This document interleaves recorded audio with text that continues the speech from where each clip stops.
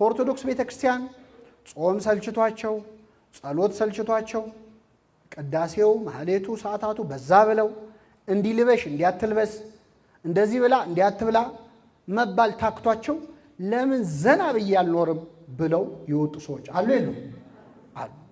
በጾም ይወጣሉ። በጾም ምክንያት አንድ ሰሞን ተሐድሶ የሚባሉ ሰዎች ተሰሙ ነበር አይደል? ተቋም የነበረ ተሐድሶ ማለት ምንም ማለት ነው ኦርቶዶክስ ነኝ ብሎ ድርቅ የሚል ጴንጤ ማለት ነው ስናብራራው። እና እነዚህ ሰዎች መግለጫ ሲያወጡ አንዱ ቤተክርስቲያኗን የተቹት ጾም በስቷል፣ ጾም በስቷል፣ መቀነስ አለበት፣ ጾም በስቷል፣ የሐዋርያት ጾም መጾም ያለበት 12 ቀን ነው። ስንት ቀን? ለምን ተራቀው ሞተዋል አይደለ? በጣም ጥሩ። ሐዋርያት 12 ስለሆኑ ስንት ቀን ይጾማሉ? የነነዌ ጾም ስንት ቀን ነው የሚጾመው? የነነዌ ህዝብ ስንት ነው?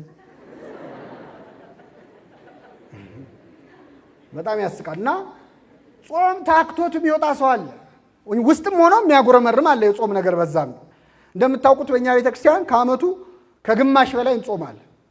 ወደ 8 ወር እንጾማለን። ምናልባት 8 ወር ስል እንደዚህ ሰዎች ገለውና እንደኔ ያልደመርኩትም ነበር እንዳትሩ።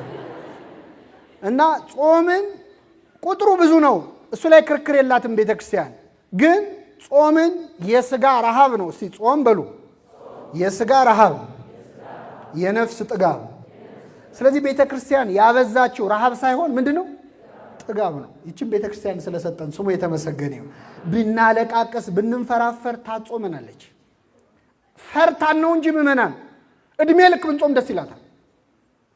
ምክንያቱም አሁን አንድ ሰው ይላል ቅዱስ ዮሐንስ አፈወርቅ፣ አንድ ሰው አንድ ቤት ውስጥ ተቆልፎብህ ለጥቂት ለአንድ ሳምንት ሳትበላ ሳትጠጣ ቆይና ስትወጣ ትልቅ ህንፃ ይሰጣል ቢባል ይስማማል አይስማም? ኧረ እንኳን ህንፃ ኮንዶሚኒየም ይሰጣል ቢባል ይስማማል አይስማማም? አንጀቱ እስኪጣበቅ ድረስ ምን ይላል? ምን እያሰበ? ህንፃው።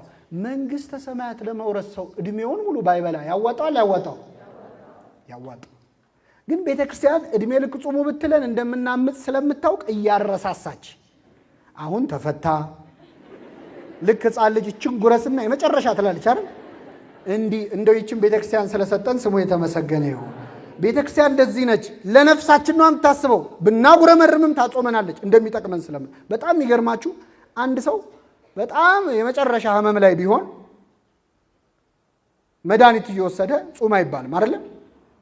ህመሙ ግን ለሞት የሚዳርግ ከሆነ የማይተርፍ መሆኑን ስታውቅ ቤተክርስቲያን እስኪሞት ድረስ ይጹም ትላለች። እስኪሞት ያማረ ያማረውን ይብላ አይደለም፣ ምን ይበል? ይጹም። ትንሽ ስንቅ ቢያቆይ ለራሱ ማለት ነው።